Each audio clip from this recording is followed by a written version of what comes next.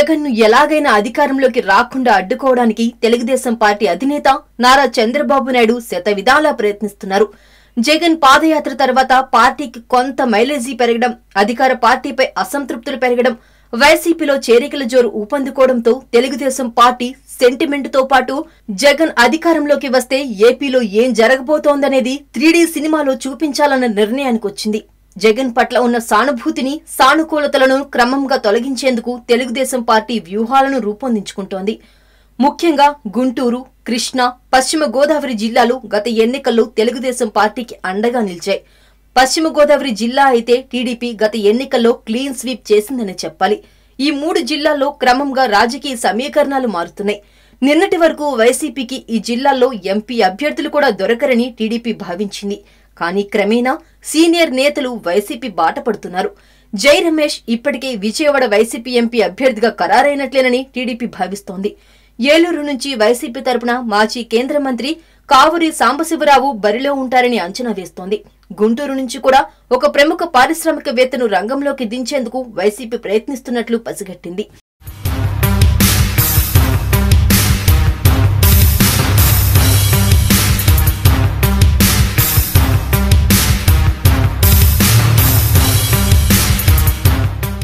ఈ 3 జిల్లాల్లో తమ ఆధిపత్యం దెబ్బతినకుండా ఉండేందుకు వైసీపీపై బురద జల్లే కార్యక్రమాన్ని చేపట్టింది.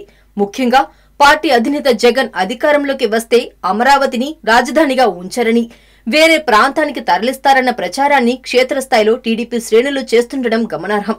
ఈ 3 జిల్లాలు రాజధాని అమరావతికి దగ్గరగా ఉండడంతో ఈ ప్రచారంతో ప్రజలు భయపడిపోయి వైసీపీకి దూరమవుతారన్న అంచనాలో టీడీపీ ఉంది. అందుకే రాజధానిని తరలిస్తారన్న ప్రచారం క్షేత్రస్థాయిలో తెలుగుదేశం పార్టీ విస్తృతంగా చేపట్టింది. దీంతో పాటు జగన్మోహన్ రెడ్డి అధికారంలోకి వస్తే పారిశ్రామికవేత్తలు కూడా పరిశ్రమల స్థాపనకు రారన్న ప్రచారం సోషల్ మీడియాలో తెలుగుదేశం పార్టీ జోరుగా చేపట్టింది. తద్వారా యువతను, వ్యాపార వర్గాలను ఆకట్టుకునే ప్రయత్నం చేస్తోంది. జగన్ అధికారంలోకి వస్తే అరాచకం రాజ్యమేలుతుందని, విజయవాడ పరిసర ప్రాంతాలన్నీ రాయలసీమ వాసులు దక్కించుకుంటారన్న ప్రచారాన్ని కూడా ముమ్మరం చేసింది. వ్యాపారులు తీవ్రంగా నష్టపోయే ప్రమాదం ఉందన్న ఆందోళనను సోషల్ మీడియా ద్వారా క్రియేట్ చేస్తుంది. జగన్ అధికారంలోకి వస్తే పోలవరం ప్రాజెక్టు కూడా పూర్తి కాదని, దీంతో రైతాంగం తీవ్ర నష్టపోవాల్సి వస్తుందని కూడా ప్రచారం జరుగుతోంది. మొత్తం మీద జగన్ ను పవర్ కు దూరం చేయడానికి అన్ని అస్త్రాలను చంద్రబాబు ప్రయోగిస్తున్నారు. మరి వైసీపీ దీనికి ఎలా కౌంటర్ ఇస్తుందో వేచి చూడాల్సిందే. చూసారు కదండి, మా వీడియోస్ మీకు నచ్చినట్లయితే లైక్, కుదిరితే కమెంట్. ఇలాంటి big breaking news, interesting news, ఏ న్యూస్ అయినా సరే మాకు తెలిసిన వెంటనే మీకు తెలియజేస్తాం. అయితే మీరు చేయవలసింది ఇక్కడ కనిపిస్తున్న సబ్స్క్రైబ్ బటన్ నొక్కి సబ్స్క్రైబ్ అవ్వండి. ఇంకో విషయం అండోయ్, పక్కనే ఉన్న గంట సింబల్ ని నొక్కండి, మర్చిపోకండోయ్.